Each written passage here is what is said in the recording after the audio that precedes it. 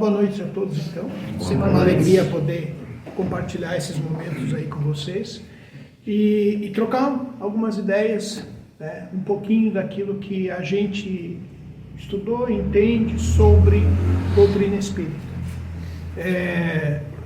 Eu gosto que na doutrina a gente usa o tema expositor e não palestrante, né, e não o pastor. Porque o que a gente faz? A gente está expondo aquilo que a gente estudou, aquilo que a gente entende. É a verdade absoluta? É tudo da doutrina? Não. É o que eu entendi. É como eu interpretei. É como ao longo do tempo que eu tenho de estudo sobre a doutrina a gente está aprendendo. E às vezes a pessoa que está ouvindo, poxa, eu não consegui entender bem do jeito que o Sandro colocou. Vai nosso irmão lá e fala sobre o mesmo tema daqui 15, 20 dias, um mês, 2. Nossa, agora fez sentido. Porque é a forma de cada um interpretar, colocar e também como quem vai receber vai acolher isso. Como que isso vai fazer sentido, vai fazer eco na nossa vida. Achei excelente a leitura ali, né? O bem, e precisamos aprender a confiar em Jesus. Essa é uma grande dificuldade. Bota o pé, que Jesus bota o chão. Mas como confiar? Hoje a gente fala um pouquinho sobre um tema lá do Evangelho, segundo o Espiritismo, capítulo 17. O título do capítulo é Sede Perfeitos. Mas eu trouxe, por incrível que pareça, apenas uma página que fala sobre o homem no mundo.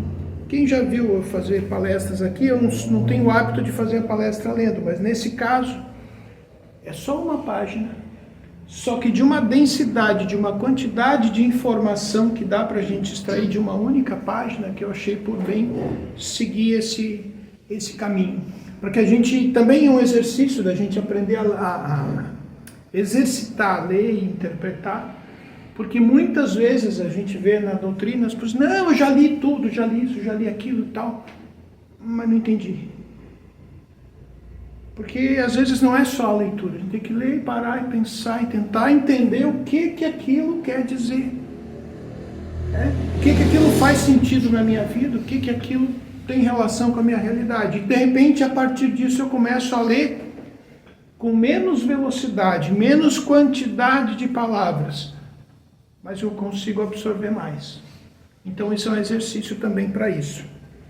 E no homem no mundo, lá no Evangelho, o Espírito Protetor, em Bordeaux, 1863, ele diz assim: um sentimento de piedade deve orientar o coração daqueles que se reúnem sob os olhos do Senhor e imploram a assistência dos bons espíritos. Quem está indo lá pedir ajuda para os bons espíritos, que se reúne sobre os olhos de Deus e vai pedir ajuda, seja na igreja, no centro espírita, seja no quarto, em casa, rezando, aquele que está pedindo ajuda.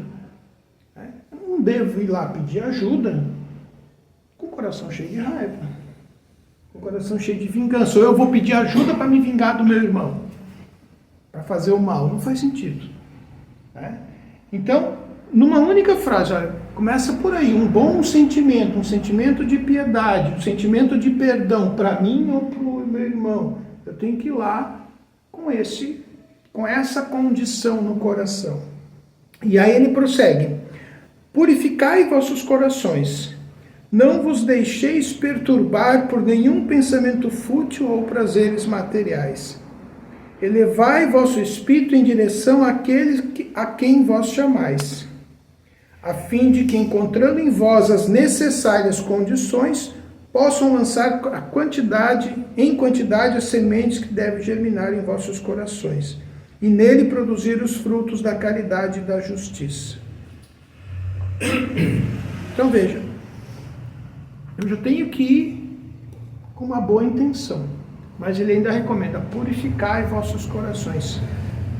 Tenta não deixar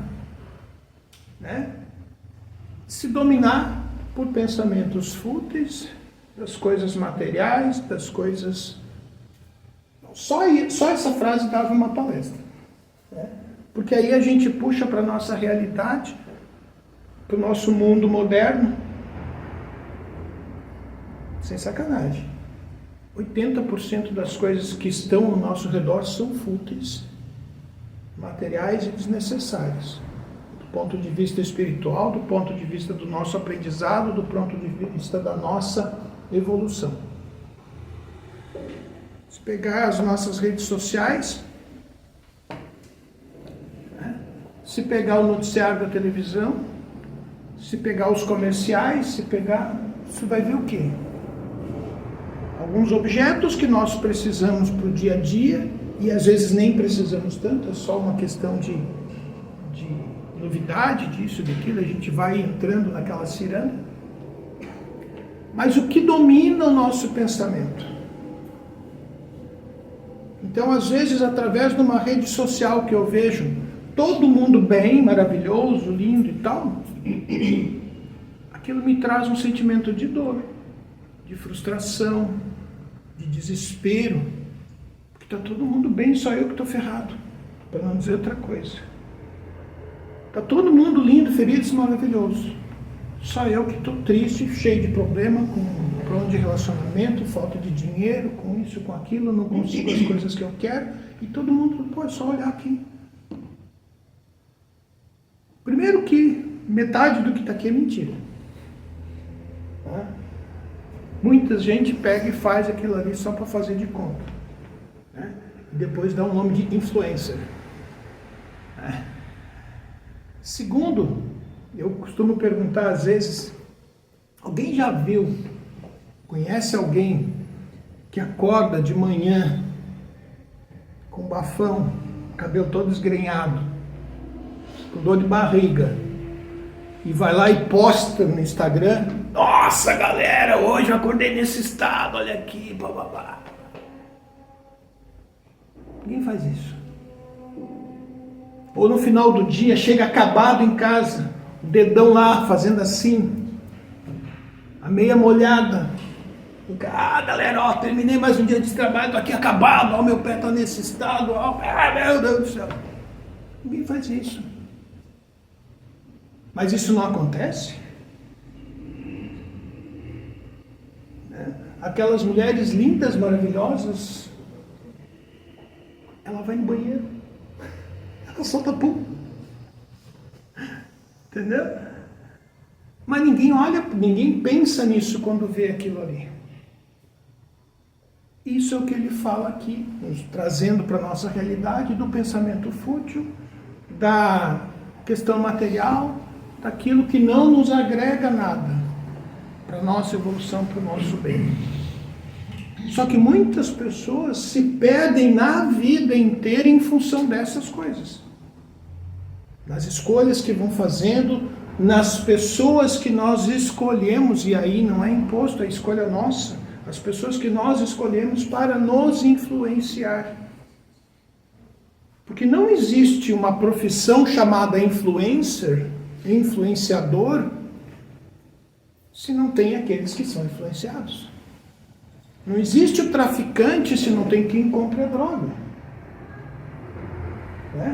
Não existe o contrabando se não tem quem compre o contrabando.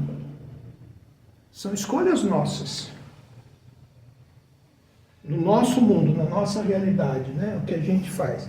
Então, ele coloca ali, olha, tenta se purificar e livrar disso, fazer o bem da mensagem que teve ali.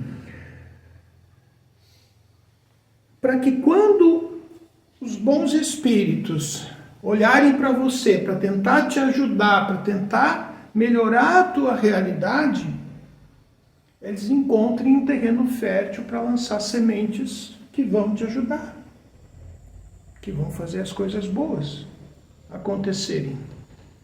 E aí dá o nome que quiser, se é os espíritos elevados, se é o próprio Jesus, se é o Espírito Santo, se é o Ex-Supremo, se é... não interessa. Eles não se ofendem. O que eles querem é que a gente esteja bem, que a gente faça o bem, que a gente se coloque em condições de receber. Confiar em Jesus. Confiar nele para receber aquilo que tem para nos oferecer, aquilo que tem para nos ajudar. Eu sei que é difícil. Já passei por muitas situações em que é difícil essa história de bota o pé que Deus bota o chão. Mas, cara, que eu vou fazer isso? E se der errado? E aí eu preciso confiar em Jesus. Algumas coisas, a idade, o tempo, os tropeços vão fazendo a gente entender um pouco, acreditar outro pouco e a gente vai caminhando.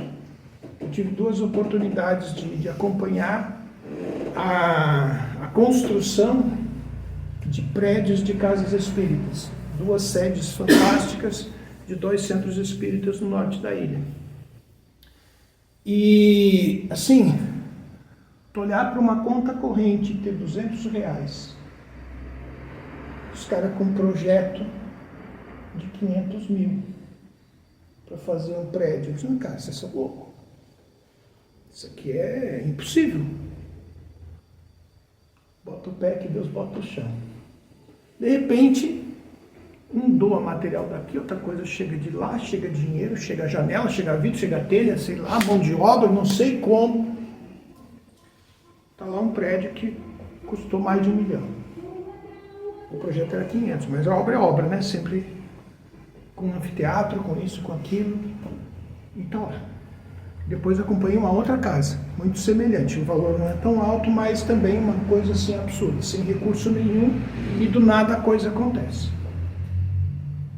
Se fosse conversar com cada trabalhador da casa, eu diria, não dá. Mesmo que nós aqui nos reunamos e botamos tudo que a gente tem, a gente não consegue fazer. Mas acontece. Então aí tu começa um pouquinho, não, peraí, tem algo mais funcionando aí. Tem que começar a confiar que vai dar certo. Só que para isso, o que acontece? Eu preciso estar com os bons propósitos. Com o terreno fértil que ele fala aqui no coração, para que essa semente germine, né? Para, encontrando em vós as necessárias condições, possam lançar em quantidade a semente que deve germinar em vossos corações, e nele produzir os frutos da caridade e da justiça. Aí vem um outro detalhezinho, né? A gente sempre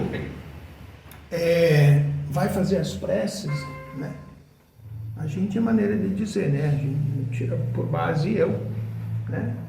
Pode ser que você faça diferente, mas se ouve muitas pessoas falarem assim.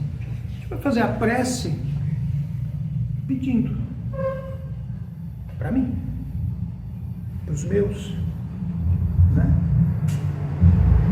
E quando ele fala em caridade e justiça, é mais abrangente. É para o bem coletivo, é para o bem de todos. E muitas vezes eu quero o meu bem de forma egoísta. Azar do outro. Eu tenho que me dar bem. E aí eu já estou com o princípio errado. Outra coisa que a gente aprende ao longo dos anos trabalhando na doutrina, então é isso. Quanto mais eu me empenho no benefício do próximo, quanto mais eu me empenho na coletividade, quanto mais eu me dou no conjunto, mais benefícios eu tenho individualmente. Às vezes você está assim, meu Deus, estou cheio de problema ali, mas eu vou lá fazer um negócio lá porque eu me comprometi, eu tenho que fazer. Quando eu volto para o meu problema, ele já está resolvido. E não fui eu que resolvi. A coisa aconteceu. Eu tive um colega lá que ele teve o carro furtado. Coisas materiais, assim. Ele teve o carro, roubaram o carro dele. E tinha mediúnica no dia. Ele, bom, já roubaram o carro, já fiz o boletim de ocorrência, já dei uns telefonemas para alguns conhecidos, que até acho que da polícia que ele conhecia e tal. Não tem mais nada para fazer. Alguém me dá uma carona para ir para a mediúnica? Ele foi para a mediúnica. Quando terminou, quando a gente estava fechando a porta da casa, tocou o telefone dele. Ó, chama o teu carro. Amanhã eu te entrego. Coincidência? Sorte? Não sei. Mas sei que aconteceu. Aí a gente tira as conclusões, né? Não acrediteis, contudo, que incentivando vossa dedicação à prece e à evocação mental, desejamos vos levar a viver uma vida mística, que vos coloque fora das leis da sociedade onde estáis obrigado a viver. Então não é porque você tem que fazer a prece para pedir ajuda, se colocar em condição para receber e que não sei o que você vai virar um guru. Se alguém já estudou sobre isso, lembra na igreja do passado lá, alguns religiosos não frequentavam determinados lugares, não encostavam em determinadas pessoas, não falavam com determinadas pessoas, porque eles eram santos e não podiam se contaminar. Então usavam roupas brancas, lindas, maravilhosas e evitavam de se contaminar com a sujeira local para não comprometer a sua santidade. Aí aqui diz, olha, não é isso. Não é isso. Você não vai viver uma vida mística, todas isolado do mundo e tal, para não correr o risco. Não, você vai precisar viver no mundo em que você é obrigado a viver. Começando pela família. Você vai ter que te relacionar com aquelas criaturas que estão lá dentro de casa. Com o vizinho, com o cara da padaria, com o trânsito, com o trabalho, porque nós precisamos da vida em sociedade. Então, neste mundo em que você é obrigado a viver, então vai precisar viver de acordo com a necessidade que te rodeia. Não, vivei como os homens de vossa época, como devem viver os homens, mas se renunciardes às necessidades ou mesmo às banalidades do dia a dia, fazei-o com sentimento de pureza para que possa santificá-las. Ok, então deixa eu ver se eu entendi. Eu não tenho que virar um monge porque eu quero agradar a Deus, eu quero pedir ajuda e quero estar em condições de receber, mas é justo dizer que eu posso fazer um esforço da minha vida para tentar ir corrigindo algumas coisas. Poxa, eu bebia, vou parar de beber, eu fazia isso, eu vou parar de fazer, vou parar de brigar com fulano, com beltrano. Se eu escolher, se eu tomar a decisão de fazer uma coisa dessa, não é para ficar praguejando, não é para ficar fazendo contra. Não, agora eu tenho que fazer isso porque agora eu sou lá do espírito. Ou porque eu sou religioso agora, porque senão Jesus não vai me atender. Eu tenho que fazer isso. Não, faz de boa vontade. Se não for para fazer de boa vontade, não vai resolver. Se você escolheu, tomou a decisão, essa é outra coisa, nós temos uma dificuldade, às vezes, de decidir, de assumir. Né? Não sei se vocês conheceram o seu Martins, né? Desencarnou faz uns 2, 3 anos, um dos mentores nossos lá, dirigentes por muitos anos da casa, ele dizia, meu filho, nossa sociedade tem um problema de assunção. Juro que eu não conhecia a palavra até conversar com ele, aí pesquisar. Nós não queremos assumir, não queremos assumir nada, não queremos assumir a responsabilidade, não queremos assumir o próprio destino. Então é muito mais fácil botar a culpa no outro. No presidente, no prefeito, no marido, na esposa, no filho, no chefe, no vizinho, no empregado. Não é culpa minha. Não é responsabilidade minha. Né?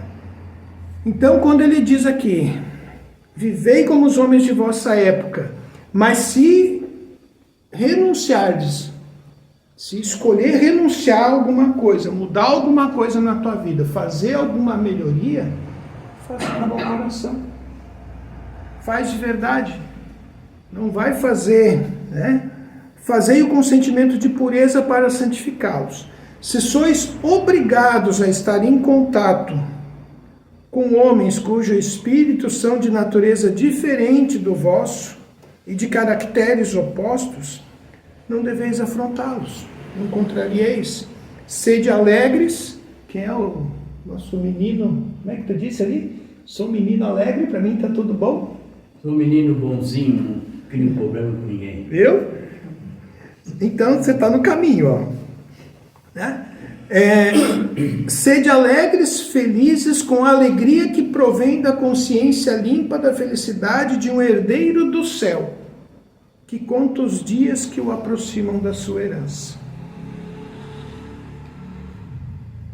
Como é fácil hoje. Nós temos pessoas que convivem conosco e que são irritantes. que são o oposto do que eu penso. Né? Aí eu brinco, tem pessoas que são tão boas, tão bacanas, tão inteligentes, que, nossa, ela concorda com tudo que eu falo. Então, olha que pessoa maravilhosa. Concorda com tudo. Ah, beleza, né? Mas você convive e é este mundo em que você é obrigado a estar justamente para conviver com as pessoas diferentes. Porque por mais que ele seja diferente, que ele pense exatamente o contrário, e que você não concorde, do teu ponto de vista o outro está errado, alguma coisa ele tem para te ensinar, ainda que seja a paciência, a tolerância, para conviver com ele. Até o tempo de que ele aprenda aquilo que você sabe. E pode acontecer de você descobrir que o certo era ele. De que você que está errado e que ele está certo. E aí tem que aprender a humildade também de aceitar isso. Né? Então, o mundo nos coloca nessa condição e não é por acaso. Nada acontece por acaso. O bem sempre sabe o que faz. Quando o mal aparentemente prospera, é uma vitória curta que vai servir de ensinamento para que a gente aprenda que aquilo não é bom, então a gente faz novas escolhas, assume novas posturas. Né? A virtude não consiste em assumir um aspecto sombrio e rejeitar os prazeres que a vossa condição humana permite. Olha só. Muitas pessoas não querem assumir uma religião, um Cristo ou qualquer coisa, porque acha que é obrigado a viver 100% dentro de um determinado contexto, se tornar um monge, se tornar alguns religiosos que a gente conhece, extremamente nada pode, não pode isso, pode não pode nada. Então, é uma vida restritiva. E aí ele faz aquilo com a alegria do herdeiro do céu? Não faz. Ele faz porque ele tem medo que Deus vai condenar, que Deus vai punir, que a igreja não permite, que o padre não sei o quê, que não interessa qual a corrente religiosa. Mas ele não faz isso do coração. Aí aqui ele diz, não precisa deixar de viver prazeres que este mundo material te permite. Agora, faça as escolhas. E se você escolher, né, basta reger todos os vossos atos pela lei do Criador, que vos deu a vida. Quando se começa ou termina uma obra, deveis elevar o pensamento a ele e pedir-lhe, no impulso da alma, a proteção para nesta obra ter êxito, ou a sua bênção para a obra acabada. O que quer que façais, ligai vosso pensamento à bênção, vosso pensamento à fonte suprema de todas as coisas, e não façais nada sem que a lembrança de Deus purifique e santifique vossos atos. Esse é um conceito lá da vovó. Tudo abençoa antes de fazer, tudo agradece quando termina, e a gente se perde, né, na vida material, na correria, a gente não faz mais isso. Eu não faço. A gente tem que pensar nisso, não. Tenho feito um pouquinho mais nos últimos tempos, mas passei muito tempo sem nem lembrar disso. De repente, não, mas espera um pouquinho. Pode os prazeres da vida, porque é da vida material e eu não sou obrigado a me privar de todos eles. Aí aqui vem um gatilho. Pode. Agora, tudo que você for fazer, pede para Deus te abençoar. Tudo que você conseguir terminar com sucesso, agradece. Se eu vou pedir a bênção para tudo que eu for fazer, tem um negocinho, tem um gatilho, chamado consciência. E se eu sei que eu vou fazer algo que eu acho que está errado, eu não tenho coragem de pedir a bênção para Deus. E daí eu já sei que eu não devo fazer. Porque se eu tiver que pedir a benção para fazer um negócio que eu mesmo acho que está errado, não vai dar certo. Então só isso ali já me evita que eu cometa uma porção de erros. Porque se eu tiver que lembrar, não, eu vou fazer tal coisa, mas eu vou pedir a bênção para Deus para fazer tal coisa. Putz, mas ele não vai concordar com isso. Essa parada aí não está muito legal. Então eu já vou automaticamente virar a chave e vou evitar de fazer aquilo ali. Né? Deveis pedir-lhe a bênção no impulso da alma. O que quer que façais, ligai vosso pensamento à fonte suprema de todas as coisas, e não façais nada sem que a lembrança de Deus purifique e santifique vossos atos. Então, se tudo que eu fizer, eu vou lembrar de Deus, eu vou lembrar de Jesus, eu vou lembrar que eu faço parte da criação, e que, portanto, o meu irmão também faz, porque ele é igual a mim, isso muda a minha forma de agir, de me relacionar, de enxergar a realidade em que eu estou inserido. E vai me ajudar a evitar de cometer uma porção de erros. Porque se eu não pensar nisso, eu vou lá e faço. E, todo mundo faz. Se eu paro para pensar nisso, eu evito que isso aconteça. A perfeição encontra-se inteiramente, como disse o Cristo, na prática da caridade sem limites. Porém, os deveres da caridade se estendem a todas as posições sociais, desde as mais elevadas às mais simples. Aí, às vezes, se pensa que caridade só está relacionada à caridade material. Vou doar cesta básica, vou doar roupa, vou dar dinheiro, vou... bens, matéria. E a caridade é muito maior do que isso. Às vezes eu não tenho nada disso. Mas eu tenho 2 ouvidos. Eu posso abraçar. Eu posso falar. Eu posso me solidarizar com meu irmão. Eu posso ouvi-lo. Eu posso dar um sorriso. Você não tem noção o que vale um sorriso para uma pessoa que está desesperada na sua dor. Achar que alguém está se importando com ela, que alguém está dando um mínimo de atenção, mínimo de valor para ela. Isso é caridade. Também. Deixar que alguém, do nosso ponto de vista, mais tolo, fale, é caridade. Vou ouvir. O que ele está falando é bobagem. Eu acho que é bobagem, mas eu vou ouvir porque é importante para ele falar. Ele está se sentindo bem, ele está se sentindo... né? E com isso ele vai estudando, porque ele vai querer falar mais outra vez, ele vai estudar, ele vai aprender, ele vai... vamos dar umas dicas aqui, ele vai melhorar, ele vai evoluir. Isso é caridade. E pode ser até que lá na frente, poxa, ele não era tão tolo assim, o que ele falava fazia sentido.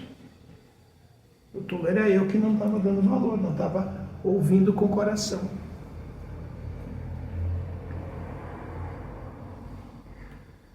O homem, se vivesse só, não teria como exercitar a caridade. E somente no contato com seus semelhantes, nas lutas mais difíceis, é que ele encontra a ocasião de exercê-la. Aquele que se isola priva-se voluntariamente do mais poderoso meio de aperfeiçoar-se. E pensando apenas nele, sua vida é a de um egoísta. Lembra que ele disse lá atrás, neste mundo em que estáis obrigados a viver? É por causa disso.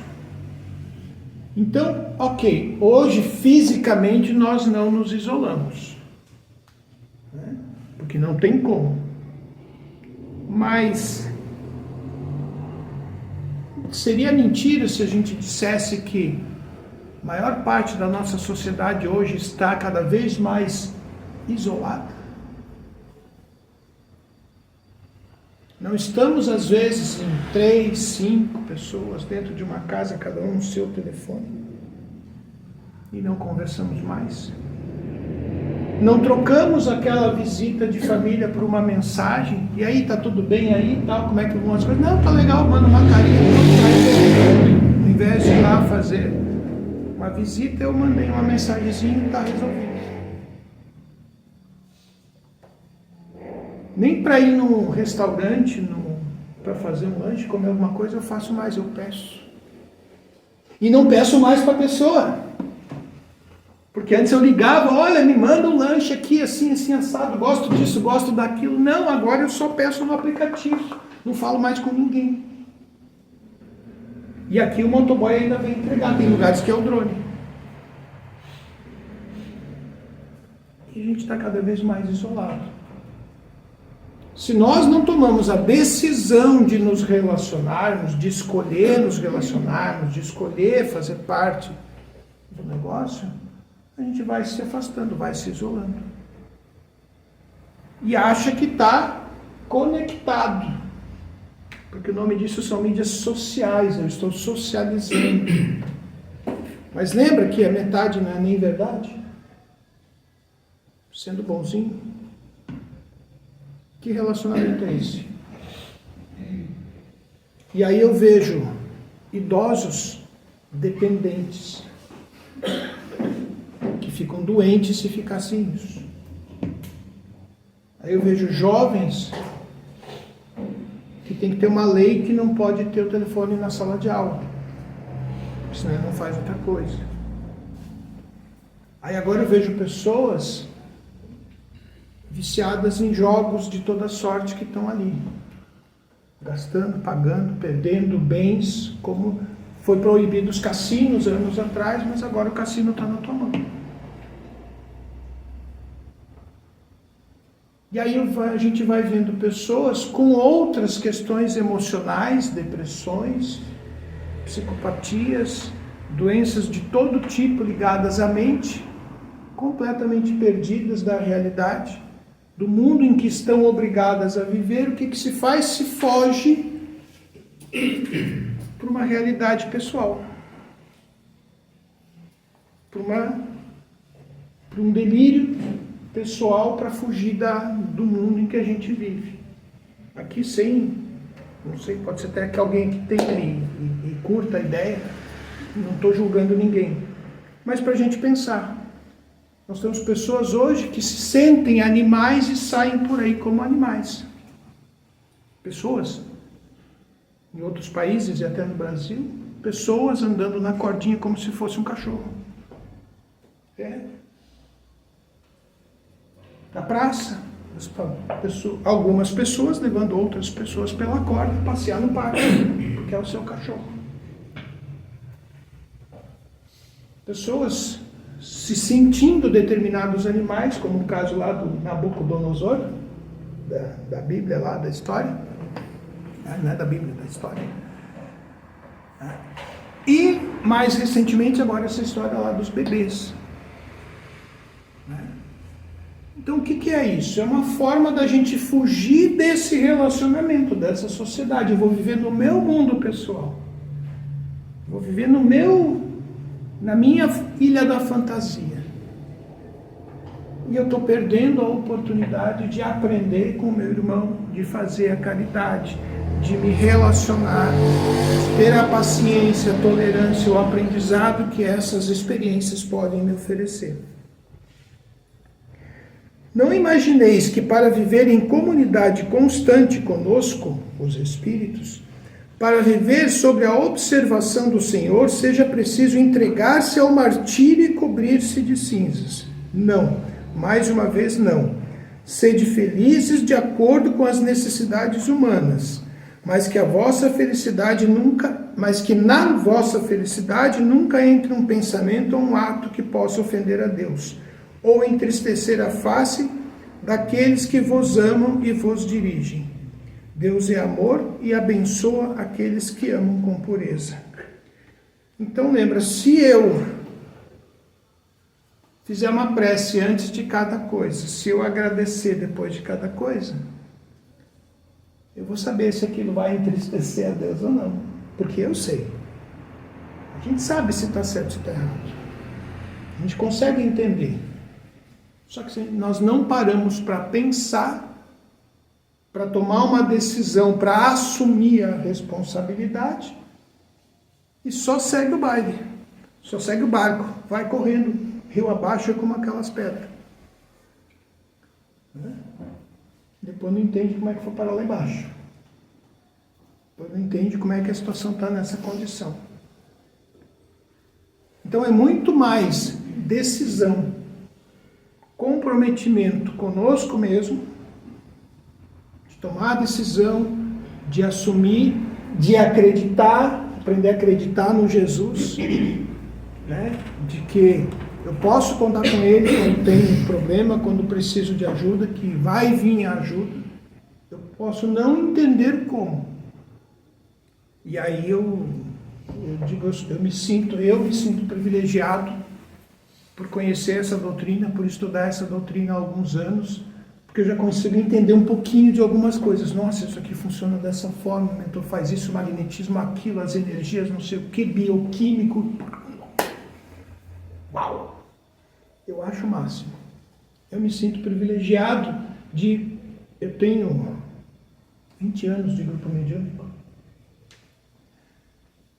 de ouvir dos próprios espíritos a confirmação da existência de Jesus, tanto dos bons espíritos quanto daqueles que ainda não se sentem nessa condição, que se sentem adversários, mas também reconhecem a existência de Jesus, a sua liderança,